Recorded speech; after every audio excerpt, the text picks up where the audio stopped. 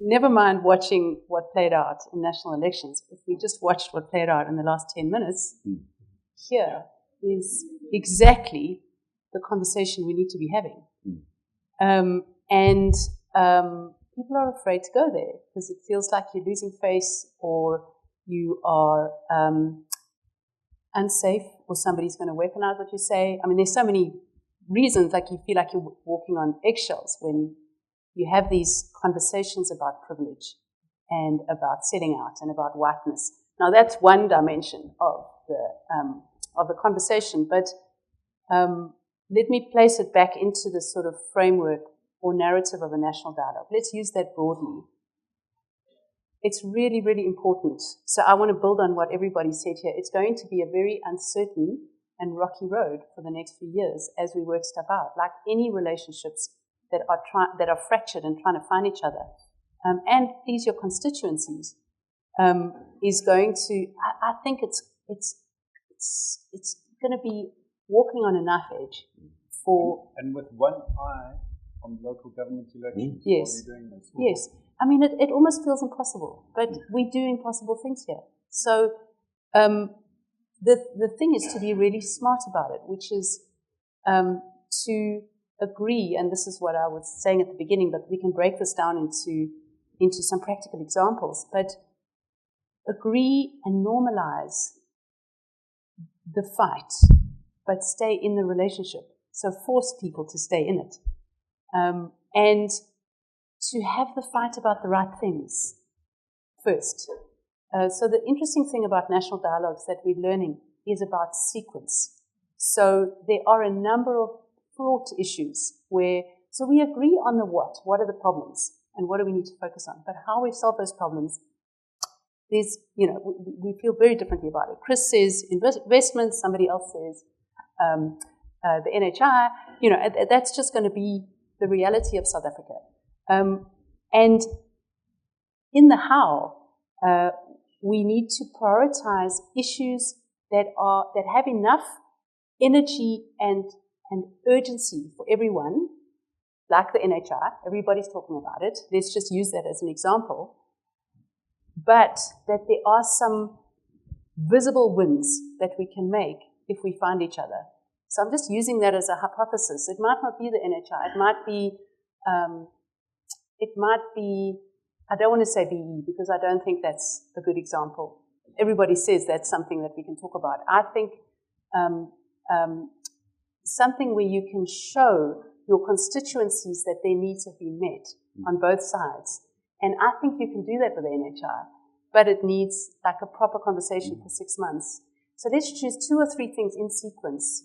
And I come back to the comment the president made about CODESA. He said when they were negotiating issues of CODESA, for those of you that were around and remember, it was 4 years of turbulence ahead of the elections, 3 years actually. And it was only at the 11th hour that the most contentious issues were negotiated because they were so far apart. And so you have to set up a structure that you decide on what's hot and that you're willing to find something tangible that's a win. I think electricity has been an interesting example. So the social compact around electricity is a really good example. But let's find other things like that. But we have to have this conversation in that. I don't think we can go to, let's not talk, let's just go to action now.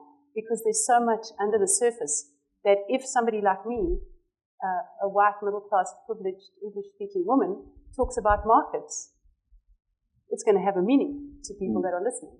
And, you've got to unpack that. And that's unfortunately, there's no shortcut to it.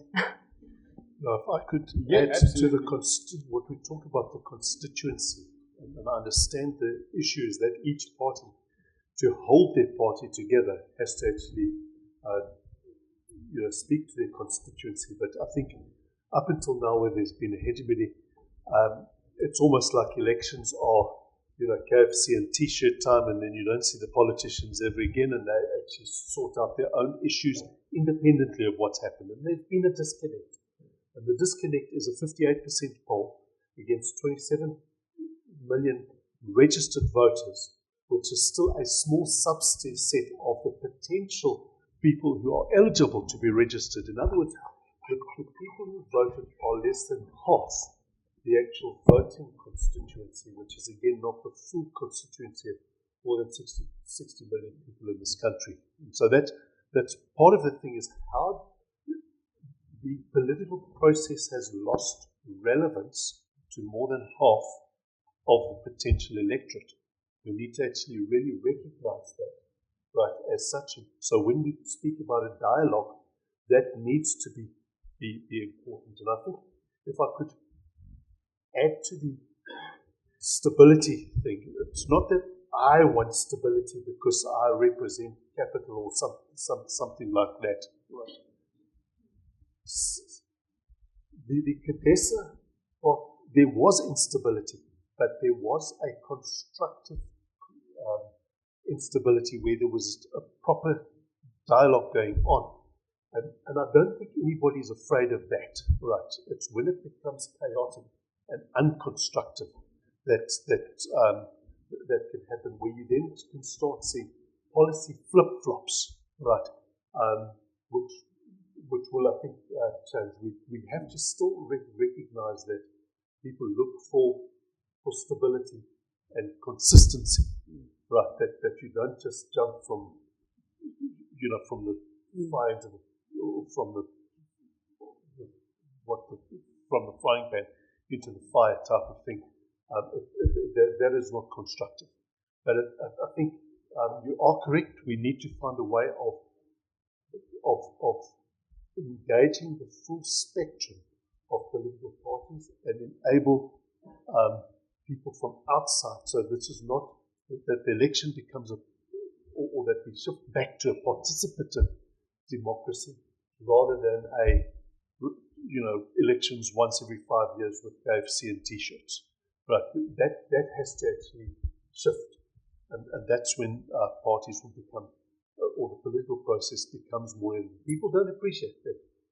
You vote, and there's a consequence of unemployment. You vote, there's a consequence of potholes, and these are the things. And that disconnect has happened. And I think the reason is that 94, the political, the most important value in the political value chain was the struggle, and the ANC was on top there. Bread and butter issues came away second, and so what was happening? The electorate was very rational. I know around dinner tables, people, the electorate is irrational, they just vote, for their KFC and T-shirt. But what's happening? They're voting for the struggle. Bread and butter issues is away second, so what they're doing, they're voting for the struggle and protesting for their service delivery. That's what's been happening. But that gap between bread and butter issues and the struggle is widest in the older generation, the people who can remember the Hooters going off at night. But the born frees, which already were being born in the 1980s, the late 80s, right? They're looking for, we can't eat the struggle, right? And we want solutions, and you can see this happening in the actual election process, especially when you trace the election from 2016 municipal election to the national election to the next municipal election to this election now.